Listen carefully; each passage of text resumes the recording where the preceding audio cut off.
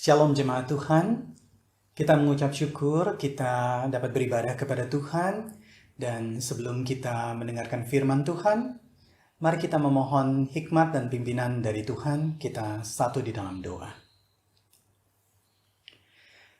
Bapa di surga, kami mengucap syukur untuk kasih dan penyertaan dari Tuhan yang memelihara kehidupan kami, bahkan sampai pada saat ini. Bapak, terima kasih kalau kami boleh beribadah sekalipun dalam suasana yang sangat terbatas. Kami masih belum bisa dapat beribadah di dalam gedung gereja Tuhan.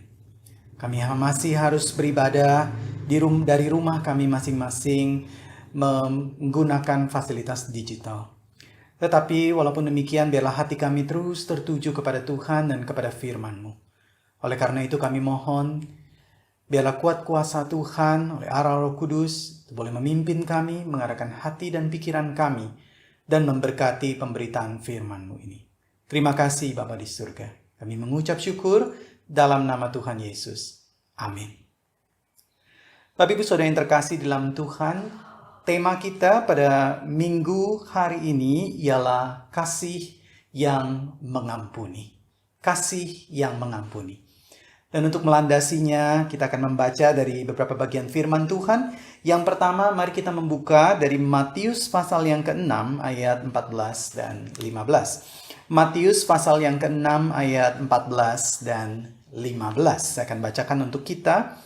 Matius pasal 6 ayat 14 dan 15. Karena jikalau kamu mengampuni kesalahan orang, Bapamu yang di sorga akan mengampuni kamu juga. Tetapi jikalau kamu tidak mengampuni orang, Bapamu juga tidak akan mengampuni kesalahanmu. Satu bagian lagi dari firman Tuhan, yaitu dari Matius pasal yang ke-18 ayat 21 sampai 35. Matius 18 ayat 21 sampai 35. LAI memberikan judul perumpamaan tentang pengampunan. Ayat 21 di sana dikatakan, kemudian datanglah Petrus dan berkata kepada Yesus, Tuhan, sampai berapa kali aku harus mengampuni saudaraku jika ia berbuat dosa terhadap aku? Sampai 7 kali? Yesus berkata kepadanya, bukan, aku berkata kepadamu bukan sampai 7 kali, melainkan sampai 70 kali 7 kali. Sebab hal kerajaan sorga seumpama seorang raja yang hendak mengadakan perhitungan dengan hambanya. Setelah ia mulai mengadakan perhitungan itu, dihadapkannya lah kepadanya seorang yang berhutang 10.000 talenta. Tetapi karena orang itu tidak mampu melunaskan hutangnya, raja itu memerintahkan supaya ia dijual beserta anak istrinya dan segala miliknya untuk pembayar hutangnya. Maka sujudlah hamba itu menyembah dia, katanya, sabarlah dahulu, segala hutangku akan kulunaskan. Lalu tergelaklah hati raja itu oleh belas kasihan akan hamba itu, sehingga ia membebaskannya dan menghapuskan hutangnya. Tetapi ketika hamba itu keluar, ia bertemu dengan seorang hamba lain yang berhutang 100 dinar kepadanya. Ia menangkap dan mencekik kawannya itu dan katanya, bayar hutangmu. Maka sujudlah kawannya itu dan memohon kepadanya, sabarlah dahulu, hutangku itu akan kulunaskan. Tetapi ia menolak dan menyerahkan kawannya itu ke dalam penjara sampai dilunaskannya hutangnya. Melihat itu, kawan-kawannya yang lain sangat sedih, lalu menyampaikan segala yang terjadi kepada tuan mereka. Raja itu menyuruh memanggil orang itu dan berkata kepadanya, hai hamba yang jahat, seluruh hutangmu telah kuhapuskan karena engkau memohonkannya kepadaku. Bukankah engkau pun harus mengasihani kawanmu seperti aku telah mengasihani engkau? Maka marahlah tuannya itu dan menyerahkannya kepada algojo-algojo sampai ia melunaskan seluruh hutangnya. Ayat 35 di sana dikatakan, maka Bapakku yang di sorga akan berbuat demikian juga terhadap kamu apabila kamu masing-masing tidak mengampuni saudaramu dengan segenap hati.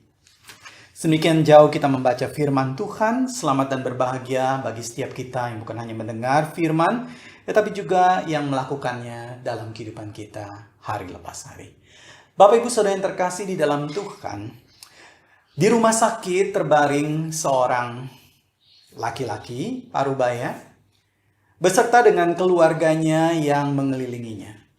Saudara dokter mengatakan vonis yang diberikan itu sudah jelas, yaitu bahwa kondisi dari bapak ini sudah sangat kritis. Dokter mengatakan ada racun di dalam tubuhnya yang tidak bisa disembuhkan. Sehingga di dalam kondisi yang terakhir, di dalam saat-saat kritisnya, dia memanggil istrinya, memanggil anak-anaknya, semua berkumpul. Maka si bapak ini mulai memberikan pesan-pesan terakhir kepada anaknya. Pada yang sulung dia berkata supaya tegar dan kuat, menjadi tulang punggung bagi keluarga, menjaga adik-adiknya. Kepada anaknya yang lebih kecil dia berkata untuk boleh saling mengasihi satu dengan yang lain, dan juga hormat kepada yang sulung dan juga mengasihi mama mereka. Dan setelah dia selesai berbicara kepada anak-anaknya, maka dia berkata dia minta waktu untuk bicara berdua saja dengan istrinya. Maka mereka semua meninggalkan ruangan dari kamar di rumah sakit itu. Maka tinggallah si bapak ini, sang pasien itu, berdua dengan istrinya. Dia tahu bahwa waktunya saat hidupnya sudah tidak lama lagi. Maka dia berkata kepada istrinya, ada hal yang ingin saya akui kepada mama. Lalu istrinya itu berkata, sudah Pak, di akhir dari semua ini, Papa jangan pikir yang macam-macam. Istirahat saja, kata sang istri dengan penuh pengertian. Tetapi si suami ini rasanya dia tidak bisa menahan kata-katanya, dia terus ingin mengungkapkan kepada istrinya. Lalu dia berkata, Ma, dengarkan dulu. Ada hal yang perlu Papa akui kepada Mama. Papa pernah berbuat salah. Salah yang sangat besar sekali. Papa pernah selingkuh dengan teman dari Mama sendiri. Lalu si istri itu diam. Ini adalah satu kebenaran yang menyakitkan bagi dia. Tapi dia dengan tenang berkata, Mama sudah tahu, Pak. Lalu si suami itu terkejut. Ya, dia dalam kondisi sakitnya yang hampir menemui ajalnya, dia terkejut. Mama sudah tahu semua itu. Lalu istrinya berkata, Mama sudah tahu. Lalu sambil batuk-batuk si suami itu berkata, waduh, Mama sudah tahu selama ini. Aduh, tapi kok Mama bisa sabar, Mama bisa tenang menghadapi Papa seperti ini. Papa merasa sangat terharu. Lalu si istri berkata, sudah Pak, tenang saja ya. Papa minta maaf, Papa sungguh-sungguh minta maaf, Papa bersalah sekali seperti ini. Lalu si istri itu berkata, iya sudah, Mama sudah maafkan, Papa jangan khawatir, Papa udah jangan terlalu banyak memikirkan hal-hal seperti itu. Dokter mengatakan kondisi Papa juga sudah lemah, udah tenang aja. Aduh Mama kok bisa ya untuk bisa sabar dan menerima Papa dalam kondisi yang seperti ini, padahal Papa sudah sangat salah kepada Mama. Sudahlah Pak, kata sang istri berkata, yang lalu sudah berlalu, jangan dipikirkan lagi. Lagi pula juga yang taruh racun di dalam minuman itu kan Mama, begitu ya. Papa tidak tahu, Mama sudah masukkan di situ. Jadi sekarang racunnya sudah menyebar ke dalam seluruh tubuh. Udah Papa tenang aja, nanti semuanya akan beres, begitu. Bapak Ibu, ternyata di sini si istri itu tenang, tetapi tenangnya mematikan. Bapak Ibu Saudara yang terkasih di dalam Tuhan, memang kadang-kadang di dalam hidup kita, apalagi di dalam hidup sebagai suami istri berkeluarga, kita sering mendengar bahwa Tuhan meminta kita untuk mengampuni, memaafkan pasangan yang bersalah kepada kita, orang yang bersalah kepada kita. Dan kita tahu bahwa itu yang Tuhan mau. Tapi pada kenyataannya tidak selalu mudah. Pada kenyataannya yang berkuasa di dalam hati kita seringkali adalah kemarahan, dendam, bahkan keinginan untuk membalas dan menyakiti orang yang kita kasihi itu. Bapak Ibu Saudara yang terkasih dalam Tuhan, ternyata pengampunan, sekalipun kita sudah menerima kasih dari Tuhan, tidak selalu mudah untuk diberikan. Itulah sebabnya Rasul Paulus juga bertanya, Petrus Petrus bertanya kepada Tuhan Yesus di ayat yang ke-21. Satu pertanyaan yang juga menjadi pertanyaan banyak orang. Di sana ditanyakan, Tuhan, sampai berapa kali aku harus mengampuni saudaraku jika ia berbuat dosa terhadap aku? Apakah sampai 7 kali? Nah, ditanya seperti itu. Nah, saudara, di sini Tuhan Yesus memberikan jawaban di ayat yang ke-22. Bukan, aku berkata kepadamu, bukan sampai 7 kali, melainkan sampai 70 kali 7 kali. Saudara, apa maksudnya waktu Tuhan Yesus mengatakan sampai 70 kali 7 kali? Apakah maksudnya itu 70 dikali 7 seperti itu? Bapak saudara, ada dua hal yang Tuhan Yesus mau sampaikan berkaitan dengan pengampunan di dalam bagian ini. Saudara, orang Yahudi itu memiliki simbol-simbol. Nah, salah satunya simbolnya itu adalah angka. Angka 7 di dalam pemahaman Yudaisme itu adalah menggambarkan keutuhan atau kesempurnaan. Dengan kata lain, ketika Tuhan Yesus berkata, kau harus mengampuni saudaramu itu 70 kali 7 kali, itu berarti Tuhan Yesus mau mengajarkan ampunilah dengan utuh. Ampunilah dengan sempurna.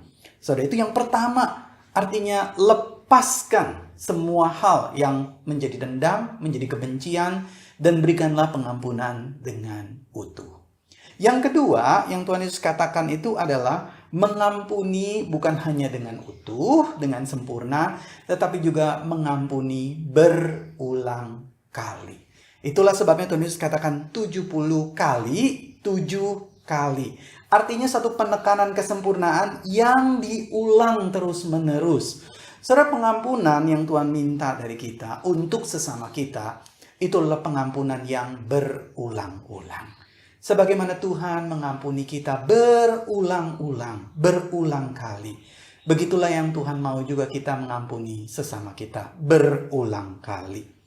Bapak Ibu Saudara yang terkasih di dalam Tuhan, sudah jelas jika kita melihat bahwa pengampunannya ini maknanya adalah seperti ini, yaitu berikan pengampunan dengan sempurna, dengan utuh, dan berikan pengampunan dengan berulang kali, sudah jelas kita tidak bisa melakukannya dengan kekuatan kita sendiri. Kita membutuhkan pertolongan Tuhan, kita membutuhkan anugerah dari Tuhan. Itulah sebabnya Tuhan Yesus menceritakan perumpamaan tentang pengampunan ini. Saudara, di dalam perumpamaan ini dikisahkan mulai dari ayat 23 dan seterusnya. Di sana ada seorang hamba, begitu ya, yang berhutang kepada raja. Hutangnya sangat banyak, dikatakan 10.000 talenta. Saudara, kalau kita mendengar istilah talenta, itu seringkali kita berpikir, oh talenta berarti kemampuan, begitu ya, atau talenta berarti itu adalah bakat, seperti itu. Ya, ada hubungannya dengan itu, tetapi pada konteks ayat ini atau di dalam kehidupan orang Yahudi pada waktu itu, talenta adalah mata uang. Jadi alat untuk pembayaran. Saudara, satu talenta itu kalau kita hitung-hitung begitu ya, kita lihat di dalam kamus Alkitab, itu kira-kira satu talenta itu adalah upah dari 20 tahun kerja. Jadi sudah kerja selama 20 tahun begitu ya. Itu dikumpul uangnya. Itu nilainya 1 talenta. Saudara bayangkan 10.000 talenta itu berapa lama kerja. Berarti kira-kira 20 tahun kerja kali 10.000. Berarti 200.000 tahun kerja. Saudara bayangkan itu lama sekali baru bisa dilunasi. Belum bunganya. Ya. Kalau misalnya ada bunganya, Bapak Ibu Saudara yang terkasih dalam Tuhan, maksudnya apa? Tuhan Yesus mengatakan dia berhutang 10.000 talenta. Saudara, maksudnya di sini Tuhan Yesus mengatakan dia berhutang sebegitu banyaknya sampai dia tidak akan mungkin sanggup untuk melunasinya. Itu mustahil. Berapa generasi pun bekerja, itu tidak bisa dilunasi. Bapak Ibu Saudara yang terkasih dalam Tuhan, artinya dia itu berada, si hamba yang berhutang ini, berada betul-betul dalam kondisi yang benar-benar mengenaskan. Dia betul-betul tidak ada harapan kecuali dia mendapatkan belas kasihan dan anugerah dari sang raja yang baik hati itu. Saudara, itulah sebabnya di ayat yang ke-27, Di sana dikatakan raja itu tergerak oleh belas kasihan akan hamba itu. Saudara perhatikan kata itu, tergerak oleh belas kasihan. Kan hamba itu, lalu dia membebaskan dan menghapuskan hutangnya. Dia tahu si hamba ini tidak mungkin bisa membayarkan hutangnya. Ini adalah satu hutang yang mustahil untuk bisa dilunasi. Dan ini hanya bisa dilunasi dengan cara belas kasihan dari raja. Anugerah dari raja yang membebaskan dan menghapuskan hutangnya. Maka Bapak Ibu Saudara, hamba itu dilunasi hutangnya, begitu ya, dibebaskan hutangnya. Nah Saudara, dari perumpamaan ini Tuhan Yesus mau mengajarkan apa kepada kita tentang pengampunan?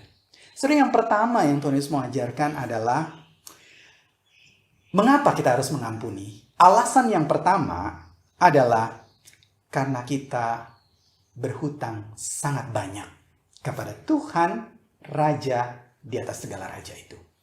Bapak Ibu Saudara yang terkasih dalam Tuhan, seringkali kita berpikir bahwa kalau kita marah kepada orang karena orang ini berbuat salah kepada kita, maka kita lihat dia berhutang maaf kepada kita. Betul ya?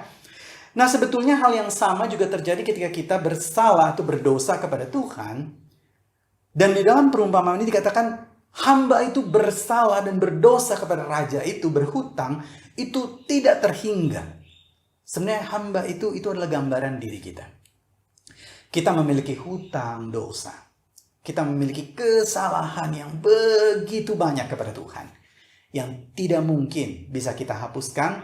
Bahkan jika kita mengabdikan seluruh hidup kita. Untuk bisa melunasi atau membersihkan seluruh hutang dosa itu. Tidak bisa. Satu-satunya cara adalah dengan kemurahan hati dari Tuhan. Saudara, itu adalah alasan yang pertama kenapa kita harus mengampuni. Karena kita sendiri juga berhutang sangat banyak kepada Tuhan Sang Raja. Yang kedua, alasan yang kedua adalah karena kita telah menerima banyak sekali pengampunan dari Tuhan. Bagi saudara yang terkasih dalam Tuhan, kita memandang kepada Tuhan Yesus, salib Tuhan, maka kita diingatkan bagaimana besarnya kasih Tuhan. Pengampunan Tuhan yang diberikan untuk kita. Kita tahu seperti gambaran hamba itu. Dia tidak berdaya tertindih oleh hutang-hutangnya. Itulah gambaran diri kita. Tetapi karena belas kasihan dari Tuhan yang membebaskan dia dari segala hutangnya. Belas kasihan Tuhan yang membebaskan kita dari segala dosa. Dan kita betul-betul dilepaskan dan dilayakkan. Kita menjadi orang merdeka, menjadi anak Tuhan. Saudara, ini alasan yang kedua kenapa kita harus mengampuni. Karena kita pun telah menerima banyak pengampunan dari Tuhan.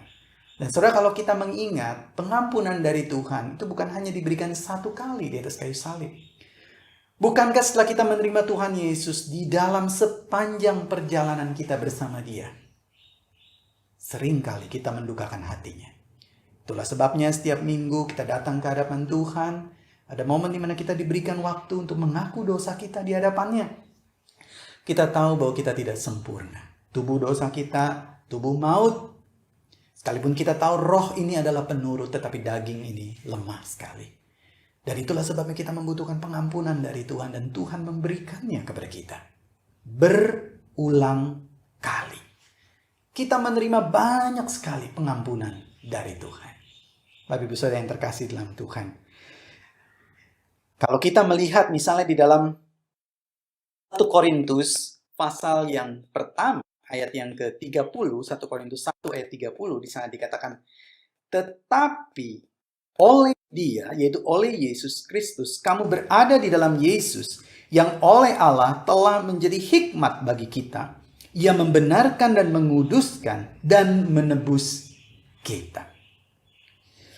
Ia membenarkan dan menguduskan dan menebus kita. Bapak Ibu Saudara yang terkasih dalam Tuhan, apa maksudnya? Saudara, di dalam Kristus itu berarti hutang dosa kita itu seperti dikatakan di-cancel. Begitu ya. Dibatalkan. Allah memandang kita betul-betul seperti orang yang tidak berdosa. Seperti anaknya yang penuh kasih. Seperti dia memandang Tuhan Yesus, anaknya yang penuh kasih. Saudara, pengampunan demi pengampunan kita terima dari Tuhan. Itu alasan yang kedua. Itulah sebab kita juga harus mengampuni sesama kita. Saudara, alasan yang ketiga, yang menurut saya juga adalah alasan yang jelas yang dituangkan di dalam perumpamaan ini, itu adalah karena kita tidak mau terpenjara oleh kebencian. Tapi saudara, di dalam perumpamaan ini Tuhan Yesus dengan bijak sekali melanjutkan cerita itu. Setelah hamba itu dilepaskan, dibebaskan, dia senang sekali, dia keluar, dia ketemu dengan hamba yang lain. Hamba yang berhutang kepadanya. Dia sendiri berhutang kepada raja 10.000 talenta, dibebaskan, dilunaskan. Tapi temannya itu berhutang kepada dia hanya 100 dinar.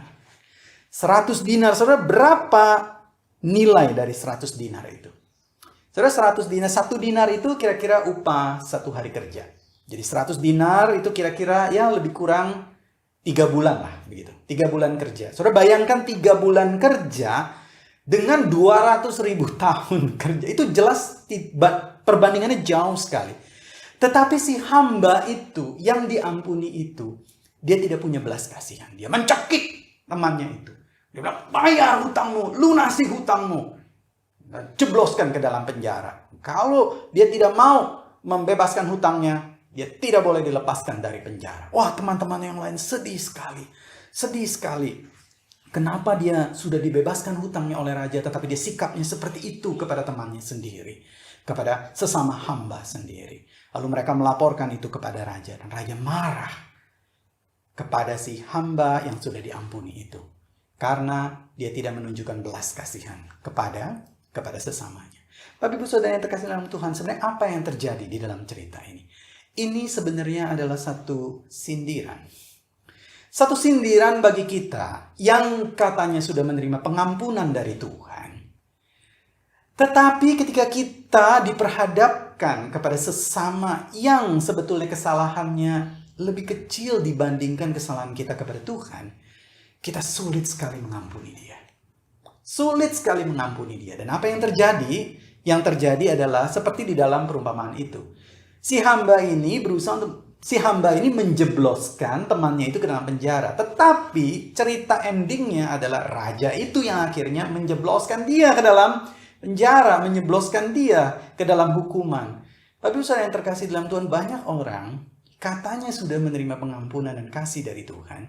Tetapi dia sulit sekali untuk memberikan pengampunan bagi sesamanya. Padahal kesalahannya itu kecil dibandingkan kesalahan yang dia lakukan kepada Tuhan. Tapi sulit sekali memberikan pengampunan itu. Akibatnya, dia terpenjara di dalam kebencian dan dendam. Bapak Ibu Saudara yang terkasih dalam Tuhan, keluarga Kristen juga tidak imun dengan hal ini. Apalagi kalau ada konflik di dalam rumah tangga. Ekspektasi misalnya yang tidak tersampaikan, harapan-harapan yang tidak realistis. Saudara, ketika semua itu tidak terselesaikan dengan baik, komunikasi yang tidak terjalin dengan baik, atau bahkan mungkin ketika akhirnya kasih itu dinodai, misalnya ada pihak yang ketiga. Wah, itu sesuatu yang sangat mencemari. Tetapi ketika tidak sampai kepada tahap rekonsiliasi dan pengampunan, maka apa yang terjadi? Yang terjadi adalah luka, kemarahan, bahkan kebencian, dendam. Sebetulnya yang terjadi adalah penjara.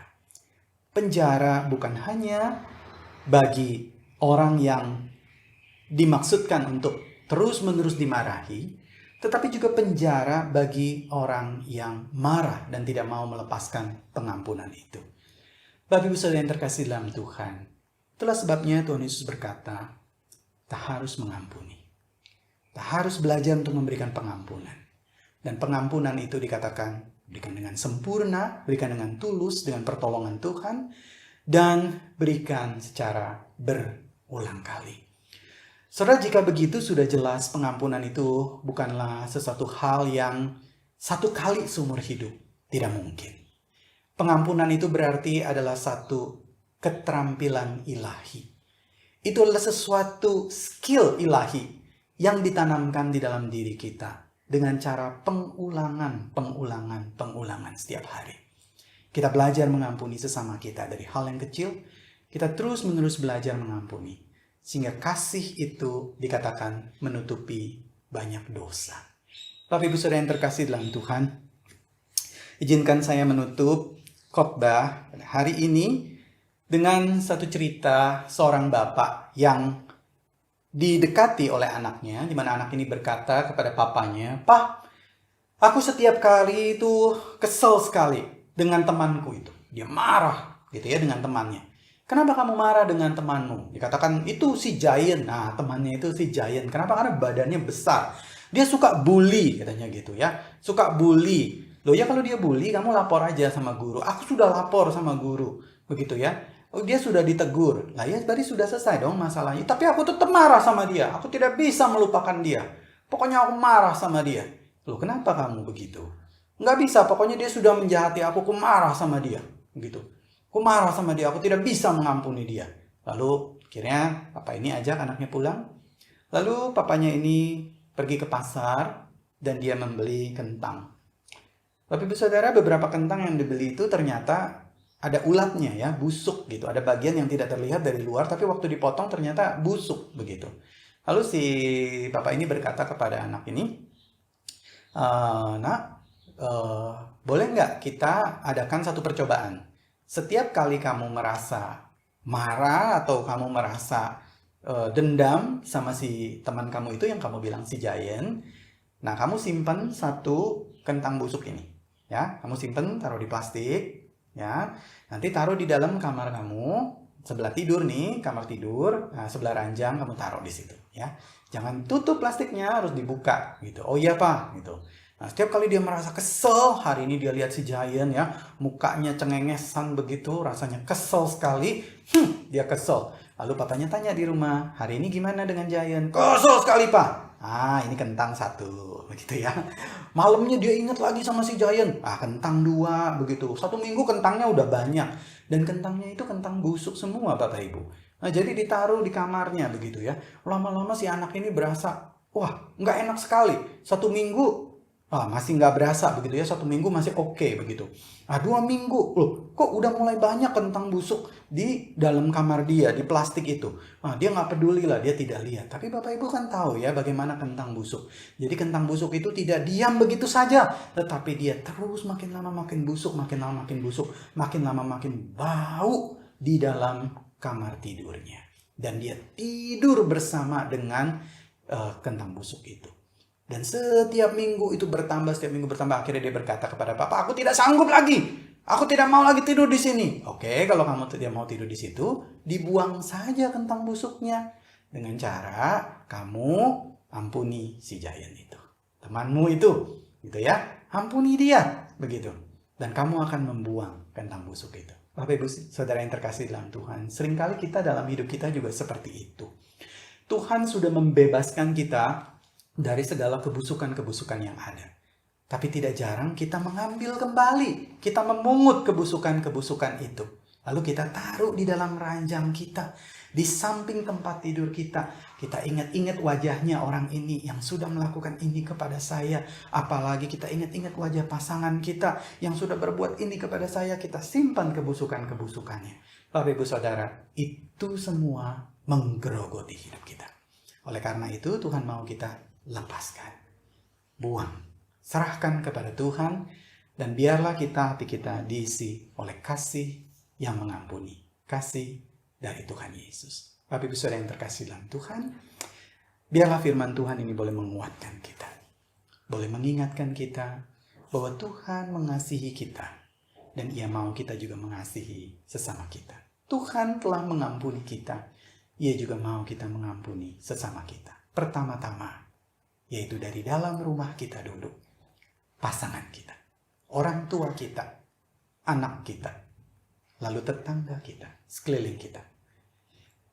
Biarlah kasih Tuhan ini menguasai kita, kasih Tuhan ini yang boleh bertahta di tengah-tengah rumah tangga kita. Puji Tuhan. Mari kita satu di dalam doa. Bapa di surga, kami menyadari Engkau ingin kami memberikan pengampunan dengan sempurna dan berulang kali. Tuhan, itu bukan hal yang mudah. Kalau kami lakukan dengan kekuatan kami, sudah pasti tidak bisa. Tetapi jika kami memberi diri kami untuk dilatih oleh Tuhan, satu keterampilan ilahi, satu karakter Kristus yang Tuhan bentuk di dalam diri kami. Ketika kami memandang pasangan kami mengingat ada satu kesalahan yang dia lakukan yang membuat hati kami terluka. Tapi kami juga mengingat betapa besarnya kasih dan pengampunan Tuhan. Biarlah kami bisa membicarakannya dengan kasih dengan dia. Kami teringat tetangga kami atau orang yang kami kenal. Biarlah kami menyerahkan semua ini kepada Tuhan. Tidak menyimpan kebusukan-kebusukan itu di dalam kehidupan kami. Tapi melepaskannya keluar dan menyerahkannya kepada Tuhan. Bapa di surga, kami percaya dengan pertolongan dan kuat kuasa dari Tuhan. Maka Engkaulah yang akan melatih kami keterampilan ilahi untuk mengampuni sesama. Dan kami percaya di dalam pengampunan itulah, maka hati kami akan bernafas dengan lega, melimpah dengan rasa syukur. Bahkan kami bisa menikmati berkat-berkat Tuhan yang berkelimpahan, pemulihan dari Tuhan. Kami mengucap syukur ya Bapa. Kami berdoa dalam nama Tuhan Yesus, Allah kami yang hidup. Amin.